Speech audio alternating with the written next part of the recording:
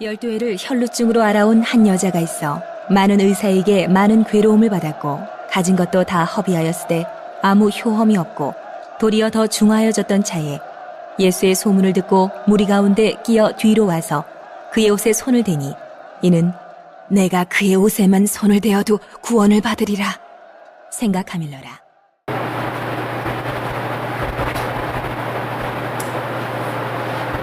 밤이 깊어지면은 새벽이 가까워집니다. 누구나 다 아는 사실이고 그 사실 속에 살아가고 있지만은 그걸 잃어버리고 살아간 사람도 있습니다. 그래서 어떤 사람은 이렇게 말을 하고 있어요. 닭이 소리를 내지 못하게 목을 비틀어도 새벽은 온다고. 닭이 울어야만 새벽이 오는 것이 아니라 시간이 흐름 속에서 하나님의 은총의 수레바퀴 속에서 새벽은 온다는 거예요. 근데 사람들은 모두 보면은 사람들을 보면은 문제가 생기면은 괴로워합니다. 그리고 고민을 해요.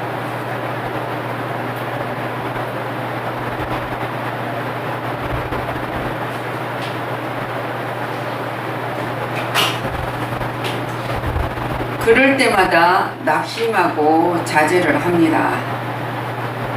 그러나 믿음의 사람은 믿음으로 해결을 합니다. 우리는 믿습니까? 네.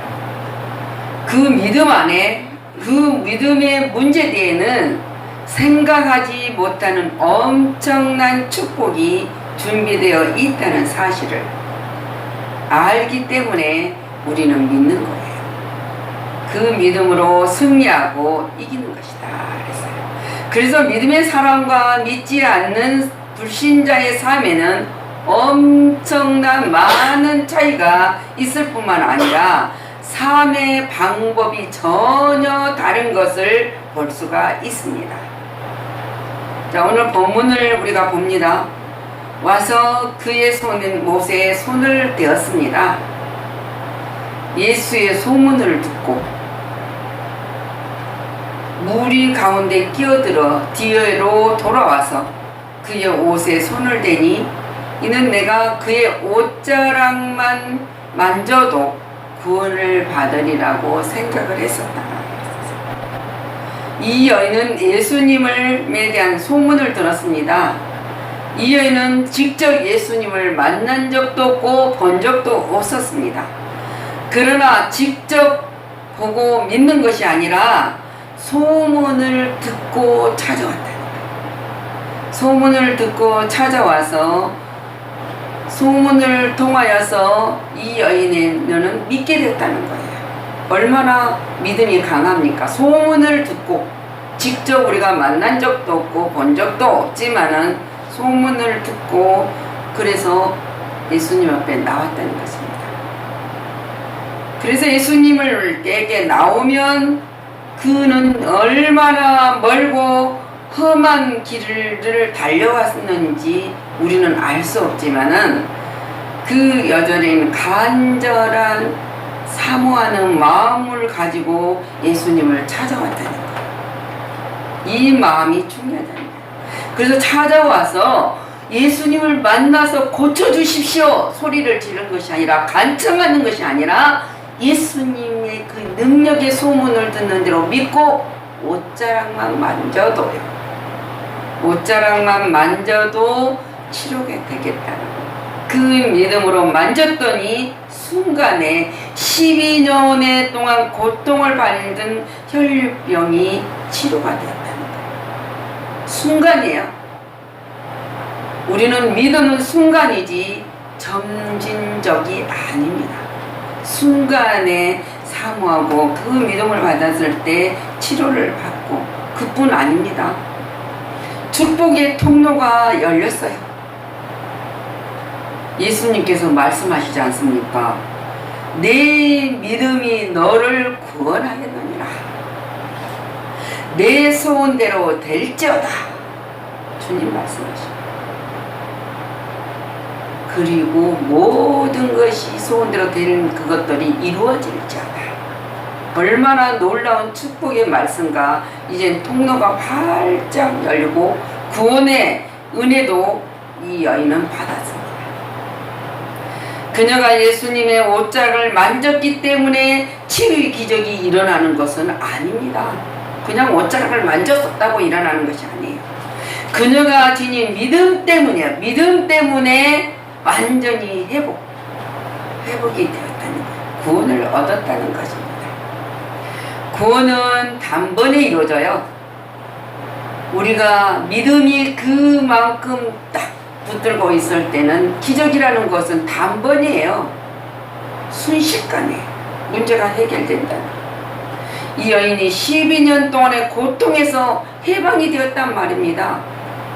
근데 얼마나 기쁘겠습니까? 얼마나 놀라운 역사가 그 삶에 일었을 때 그것은 뭡니까?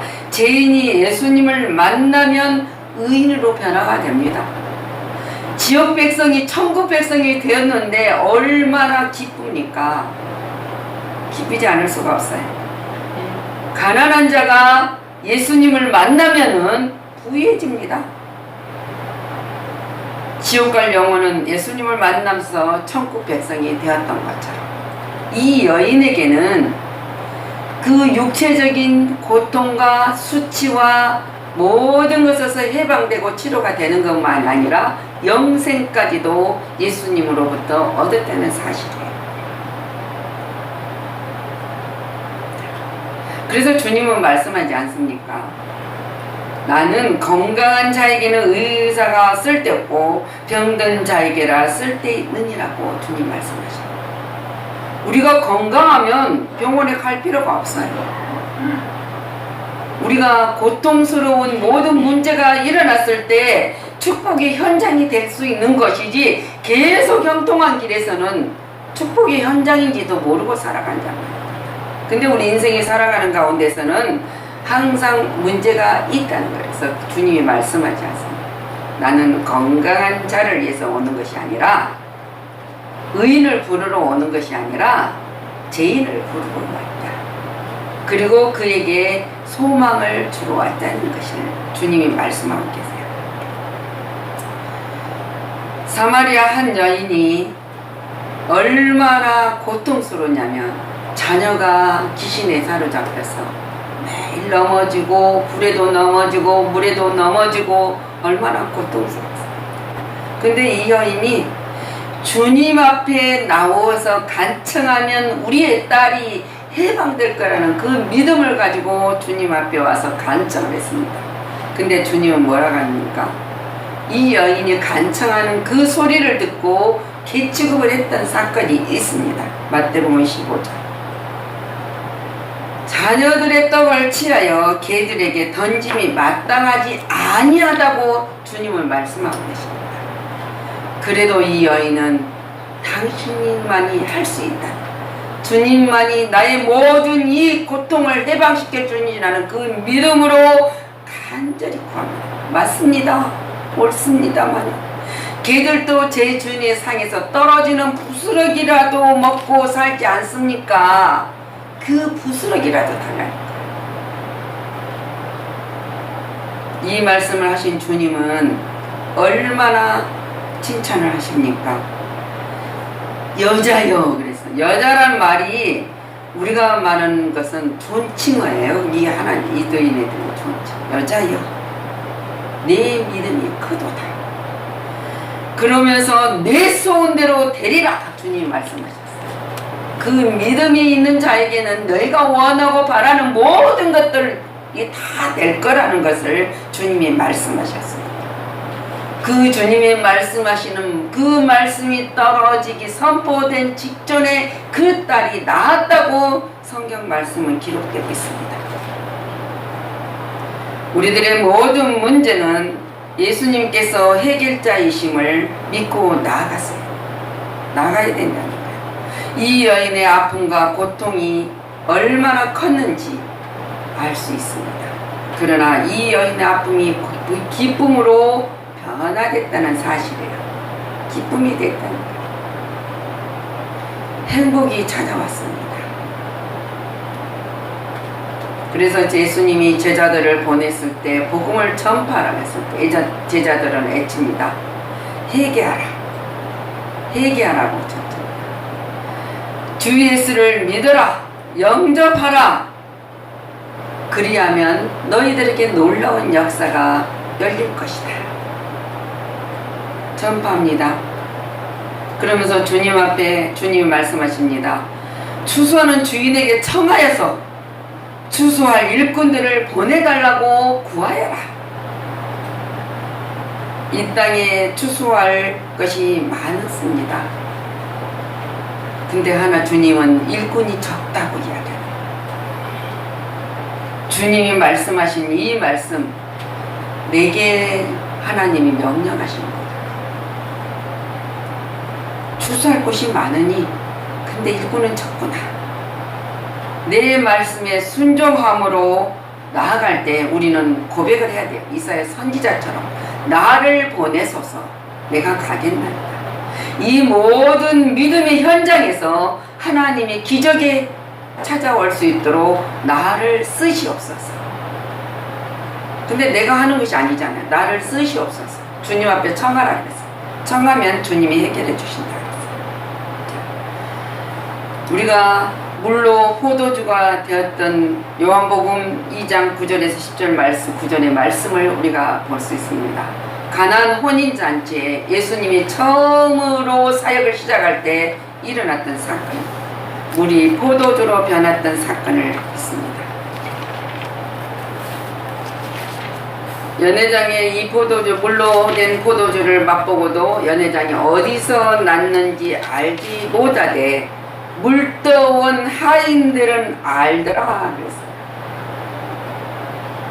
예수를 알지 못한 사람들은 못 믿습니다. 그러나 예수를 안 우리들은, 우리가 아는 우리들은 떠다 주면은 그들은 먹고 기쁨으로 누릴 수가 있다는 거예요. 그래서 이 연회장이 신랑을 불러서 말합니다. 모든 사람들은 먼저 좋은 포도주를 내고 술이 취해서 잘 분별을 못할 때 나쁜 포도주를 내거늘. 그런데 이 포도주를 근데 지금까지 이렇게 좋은 포도주를 맛본 적이 없다고 이야기를 하고 있습니다. 복음은, 그리스도는 세상에 주는 어떠한 즐거움이나 기쁨, 행복, 무엇으로도 바꿀 수 없는 정말 맛있는 것, 전혀 느끼지 못했던 맛있는 것들이란 말입니다. 포도주가 떨어지면은 잔치집에는 이제 잔치가 끝나는 거잖아요. 흥이 끝나는 거잖아요. 근데 이 문제가 있었을 때 예수님에게 마리아가, 어머니가 부탁을 합니다. 그러면서 하인들에게 시키는 대로 하라는 거죠. 그래서 물통에 가득 물을 채워라. 채우고는 한참 있다가 떠다 주라는 것이 아니라 물이 다 찼습니다 하니까 그럼 떠다 줘라 그랬어요. 순식간에 물이 포도주로 변했던 사건. 이 잔치집에는 말씀을 의지하여서 사인들이 순종함으로 기쁨이 차고 넘쳤던 거예요. 그리고 모든 사람들이 즐거운 잔치를 벌릴 수 있었다는 사실입니다. 자, 우리가 누가복음 5장 5절부터 쭉 말씀을 보면은 베드로가 예수님을 만났습니다. 베드로에게 주님 말씀하십니다. 오른쪽에 그물을 던져라. 깊은 데로 가서 그물을 던져라. 근데 베드로가 이렇게 말하잖아요. 우리가 밤새도록 수고를 했지만 고기를 한 마리도 잡지 못했습니다만 선생님이여 말씀에 의지하여 그물을 내리겠습니다. 말씀에 의지해서 그물을 내렸다는 거예요. 베드로뿐입니다. 아닙니다. 그렇게 했더니 고기 잡는 것이 심히 많아 그물이 찢어지는지라 그랬어요. 예수님이 계신 곳에는 슬픔이 변하여 기쁨이 됩니다. 초상집 같은 집이 잔치집이 된다는 거예요. 왜? 초상집은 죽음으로 끝나는 것이 아니라 우리는 천국 백성으로 천국에 입성을 하기 때문에 잔치집이 된다는 거예요. 문제가 해결되는 역사가 일어난다는 사실입니다. 또 우리가 로마인 백부장은 믿음으로 예수님을 만났습니다. 자기의 문제가 아닙니다. 주님, 내 하인이 중풍병으로 집에 누워 몹시 괴로워합니다. 치료해달라는 거예요. 자신의 문제를 놓고 하는 것이 아니라 내가 부리는 하인이 너무 고통을 받고 있습니다. 그랬더니 주님이 그걸 보고 내가 고쳐주리라. 내가 가서 고쳐주리라. 주님 말씀을 하고 계십니다. 근데 이 백부장의 대답이 얼마나 놀라운 역사를 일으키십니까? 주님, 내 집에 피로 오심을 나는 감당하지 못하겠습니다만 말씀으로만 하시옵소서. 말씀으로만 하시옵소서. 그러면 내 하인이 낫겠나이다. 여기서 주님께서 선포만 하시고 명령만 내려도 우리 하인은 치료가 될 수 있을 거다. 왜? 나는 백부장이니까 나도 남의 수하에 있는 사람입니다. 그냥 군대 안에 속해 사람이지만은 자기 아래에 있는 군사들이 자기 말 한마디에 이러라 하면 이러고 저러라 하면 하고 오라 하면 오고 가라 하면 갑니다. 그러니까 주님도 말씀만 하시옵소서. 그러면 치료가 될 거라는 믿었습니다. 얼마나 놀라운 믿음입니까?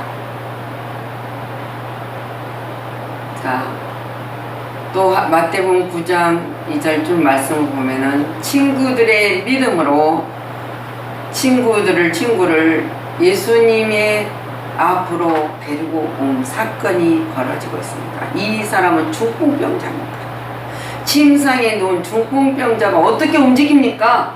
근데 친구들이 그 믿음으로 이 친구를, 이 고통받는 친구를 주님 앞으로 데려가기만 하면 일어섰을 것 같다. 치료됐을 것 같다. 근데 가서 보니까 너무 사람들이 많아서 지붕을 뚫고 예수님 앞으로 침상을 내렸던 사건이 있었습니다. 네. 문제가 있었습니다. 너무 사람들이 우여싸고 있는 그 침상을 그냥 혼자 삐지고 들어가는 거는 쉽지요. 그렇잖아요?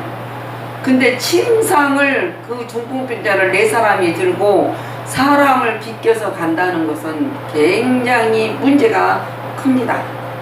근데 그 지붕을 뚫는 것도 쉬운 것이 아니에요. 근데 지붕을 뚫을 때 정확하니 예수님 앞으로 그 침상을 내렸던 거예요. 그랬을 때 놀라운 역사가 일어났지 않습니까? 이 친구가 그들의 믿음을 보시고 중풍병자에게 이르되 주님은 이렇게 말씀하셔요. 작은 자야 안심하라. 내 제사함을 받았느니라. 내가 너를 치료해 주겠다는 것이 아니라 믿음으로 온 그에게 제사함을 해줬을 때 제가 사함 받는 그 순간에 고통도 치료가 되었습니다. 그래서 이 중풍병자는 친구들의 그 믿음과 사랑, 헌신과 봉사로 인해서 고통에서 해방이 되었습니다. 우리가 뭔가 고통스러운 일에 나는 하지 않겠다. 그게 아니에요. 내가 힘이 될 수 있다면, 누군가를 위해서 내가 힘이 될 수 있고 그가 행복해질 수 있다면 내가 하나님 앞에 쓰임을 받을 수 있어서 그 모든 일을 할 수 있다면은 얼마나 기쁜 일이냐, 행복한 일이냐. 그 믿음으로 하나님 앞에 나갈 때 놀라운 역사가 일어납니다. 자, 주님은 이스라엘 백성들이 그 이스라엘 백성들을 위해서 왔지 않습니까? 아까 내가 내 백성을 위해서 왔다고. 잃어버린 양을 찾기 위해서 왔다. 그래서 주님 제자들을 볼 때 가라 그럽니다. 길을 잃어서 죄와 잘못에 빠져있는 자를 위해서 그대로 두면은 계속 죄에 빠지니 데려오라고 주님이 말씀하고 계셔요. 그렇지 않으면 끊임없이 방할 것이다. 왜? 주님 앞으로 데려올 사람이 없든지 자기 힘으로 데려올 수 없는 사람은 데려올 수 있는 힘이 있는 사람이 데려와야 된다는 거예요. 그랬을 때 주님의 축복의 통로가 열리는 거잖아요. 그래서 주님은 항상 말씀하고 계세요. 나는 누구라고요? 나는 부활이다. 생명이다. 나를 믿는 자는 죽어도 살겠고 그랬어요. 예수님이 계시면 문제가 아니라 바로 축복으로 변하는 축복의 장소가 됩니다. 여러분들도 그 축복의 장소에 쓸 수 있는 권한과 하나님이 약속된 믿음으로 불러주셨다는 사실을 우리는 믿어야 됩니다. 언제나 우리는 축복의 통로 안에 있다는 거예요. 근데 통로 안에서 통로를 지나가야 그 길이 열리는 것이지 입구에만 서 있으면 어떻게 되겠습니까? 우리는 열려야 됩니다. 주님께서는 문제를 해결해 주십니다. 자, 우리가 여호수아 6장 20절에 보면은 백성은 애치고 제사장들은 나팔을 불매 백성이 나팔 소리를 들을 때에 크게 소리질러 애치니 성벽이 무너져 내린지라 그랬습니다. 백성이 각기 앞으로 나가 그 성에 들어가서 그 성을 점령하였다고 써 있습니다. 주님은 이 여호수아가 믿음으로 요단강을 건넜습니다. 요단강을 건넜더니 그 바로 앞에 건너간 앞에 여리고성이 튼튼한 여리고성이 앞에 서 있었습니다. 얼마나 이제는 평탄한 길인 줄 알았더니 여리고성이 앞을 다 가리고 있었습니다. 그 여리고성은 그때 여호수아가 가나안 땅에 들어갈 때만 있는 것이 아니에요. 우리들에게도 이 견고한 여리고성이 언제나 앞에 서 있다는 사실을 우리는 기억해야 된다. 그럼 어떻게 무너뜨릴 것인가? 그 여리고성. 말씀을 믿고 약속을 믿었습니다. 그리고 이들은 견고한 여리고성은 무너졌습니다. 그래서 성을 함락하는 계가를 불렀습니다. 우리에게도 하나님이 여리고성 작전을 하라고 합니다. 문제가 있었을 때 그 문제를 붙들고 여리고성을 돌아라 하는 하나님의 말씀을 의지하여서 여리고성을 돌아보세요. 저도 그 말씀을 의지하고 여리고성을 돌았습니다. 매일 여리고성을 도는 것처럼 돌았습니다. 기도를 하면서 이 말씀대로 6일 돌고 7일째는 7번을 돌았습니다. 근데 믿음으로 말씀을 의지해서 돌았더니 해결이 될까요? 안 될까요? 해결이 되겠습니까? 안 되겠습니까? 되겠습니까? 해결이 됩니다. 우리가 천국 입성할 때까지 이 우리 앞에는 수많은 크고 작은 여리고성이 있습니다. 그 여리고성이 있을 때마다 우리는 뭐를 해야 됩니까? 나팔을 불어야 돼요. 나팔을. 주님의 복음의 약속의 나팔을 불어야 된다. 그리고 언제나 여리고 작전처럼 하나님의 말씀을 붙들고 우리가 그 주님과 동행하며 돌아왔을 때 놀라운 역사가 일어난다. 우리가 예수님의 사랑을 전하는 자로 우리를 불렀습니다. 그럼 우리는 전해야 돼요. 예수님의 사랑. 그래서 우리가 알지 못한 곳에 여리고 성에 갇혀있는 사람들에게 복음을 전하여서 그들이 문제를 해결받을 수 있도록 우리가 합력하여 선을 이루어야 된다는 거예요. 우리에게 문제를 말씀으로 믿어서 축복의 현장을 만들어 가시기를 주님의 이름으로 축원을 드립니다. 우리는 할 수 있습니다. 자, 그래서 주님은 이렇게 말씀하지 않습니까? 하나님의 말씀은 살아있다. 히브리서 4장 12절. 살아있고 활력이 있어서 좌우에 날선 어떤 검이라도 예리하여 혼과 영과 및 관절과 골수를 찔러 쪼개기까지 하며 또 마음의 생각과 뜻을 판단하신다고 이야기했어요.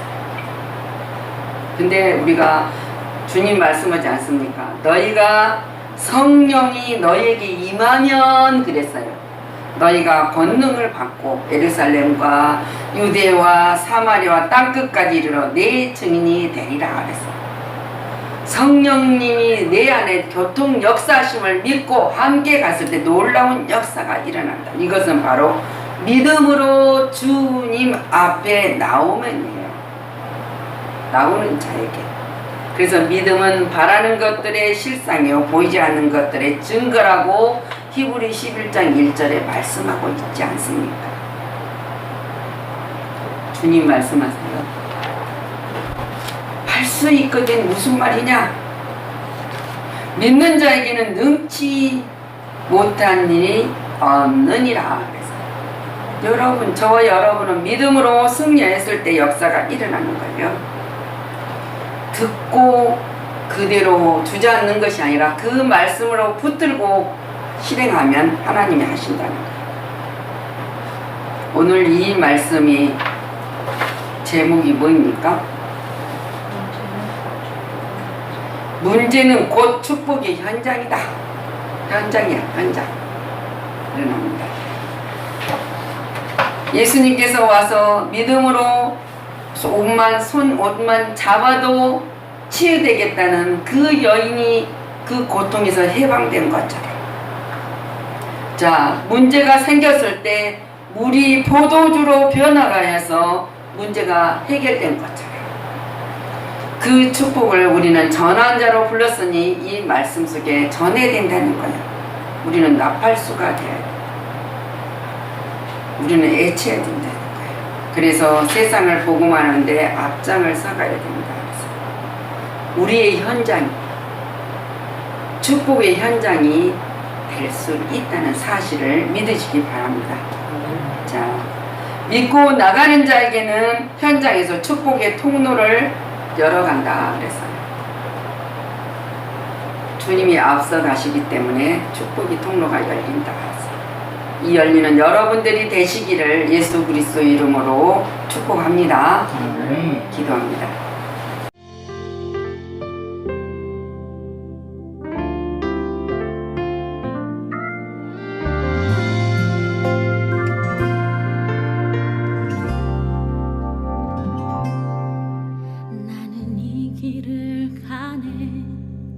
어떤 어려움에도 그 부르심 믿으며 걸어가네.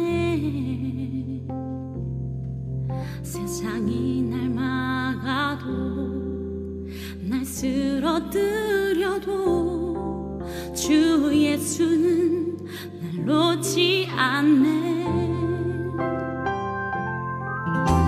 십자가 그 보혈은 나를 위해 흘리신 하늘 아버지 그 뜻을 이루기 위해 내게 주신 능력.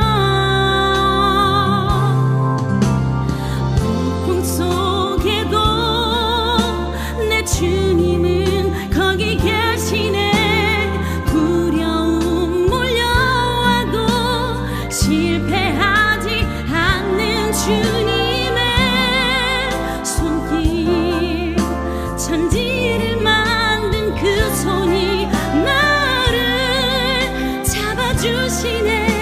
나 오늘도 그 길 걸어가네.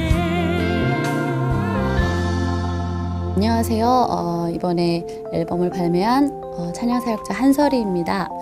저는 앞으로 하나님께서 허락하신 이 시간 동안에 하나님의 마음으로 찬양을 들으시는 모든 분들에게 위로와 힘이 되고 싶어서 이 길을 걸어가고 있습니다. 많이 기억해 주셨으면 좋겠고요. 제가 들려드리는 찬양으로 인해서 많은 분들이 마음의 회복이 있고 영혼의 기쁨이 있으시기를 축복합니다. 성령이 나를 인도해 주시네. 나 두려움 전혀 없네. 험한 세상 속에도 담대할 수 있는 건 하늘 아버지 그 능력에